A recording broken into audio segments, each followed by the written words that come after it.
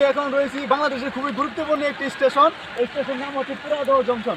যদিও আমি এর আগে আসছিলাম, কিন্তু আপনাদের এই স্টেশনটি আমি দেখাতে পারি। বাংলাদেশের প্রথম রেলওয়ে জংশনে যদি নাম বলা হয়, তাহলে আপনাকে আসতে হবে কোথায়? Poradah railway station জংশনে।